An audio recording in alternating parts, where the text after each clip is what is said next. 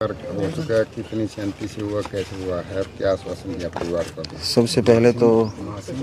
सबसे पहले उस बेटी को अश्रुपूर्ण विदाई देते हैं हम सब मिल करके। और जन भावनाओं के अनुसार और परिवार की भावनाओं के अनुसार उन्हें लग रहा था कि कुछ गलत हुआ है, और सरकार ने उन बातों को समझा और सरकार ने ये स्वीकार किया कि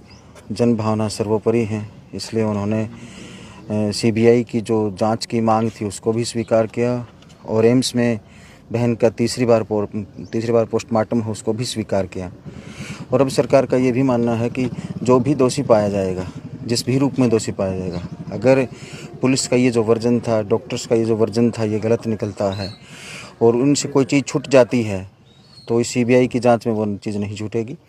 और सख्त से सख्त कानून के अनुसार उनको सज़ा मिलेगी। ये आश्वासन हमने यहाँ जो लोग यहाँ थे अंतिम संस्कार के अवसर पर उनको सभी को दिया है, परिवार को दिया है। और आज बहुत शांतिपूर्ण तरीके से हज़ारों लोगों के साथ हम सभी ने उस बहन को अंतिम विदाई दी है। एक अधिकारी के तौर पर प्रथम दृष्टया आपको कुछ लगता है कहीं पे कुछ तो लेक रही है? देखिए, एक अधिकारी के तौर पे मेरे लिए ये कहना बहुत मुश्किल होगा कि कहाँ कोई चूक रही होगी, लेकिन यही हम साझे रूप में ये स्वीकार करते हैं कि हो सकता है किसी न किसी बिंदु पे कोई चूक रह गई हो और वो चूक हमें ना पता चली हो, हम नहीं देख पाए हों उसे। इसीलिए इस जांच को लिया गया है, मुख्य जांच को लिया गया है कि सीबीआई हर चीज़ को दूध का दूध और पानी का पानी करके आपके बीच में रख देगी। एम्स की रिपोर्ट आई है क्या, उसमें कुछ मिला? एम्स की रिपोर्ट के बारे में हमें ये जानकारी नहीं है कि उन्होंने क्या रिपोर्ट दी है। वो बहुत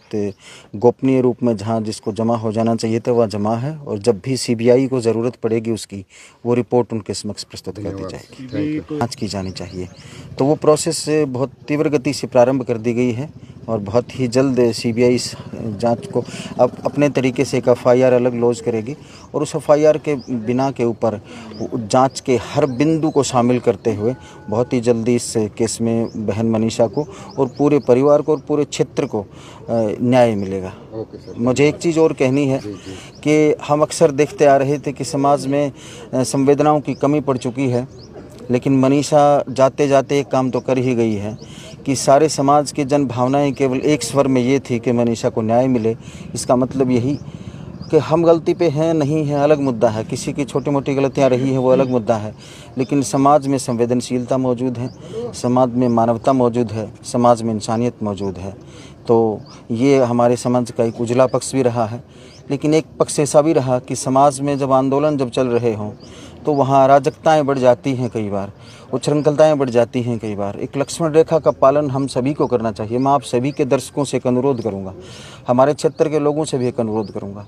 हरियाणा प्रदेश, राजस्थान या पूरे भारत के साथियों से एक अनुरोध करूँगा कि आंदोलन चलाने का एक अलग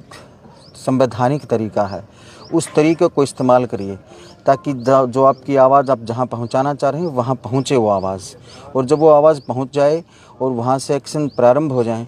तो फिर अपने आंदोलन को धीरे धीरे वापस ले लेना चाहिए। कहीं ऐसा ना हो कि वो अराजकताएँ और वो उच्छृंखलताएँ, वो हिंसा पूरे समाज की दिशा और दशा को बदल दें और सारी व्यवस्थाएं, सारे उद्देश्य ही बदल दें, और फिर सरकार को, प्रशासन को, पुलिस को उसे समेटने में अपना समय लगाना पड़े और जो मूल उद्देश्य है वो भटक जाए। मैं आपसे अवश्य ये अनुरोध करूँगा सभी का।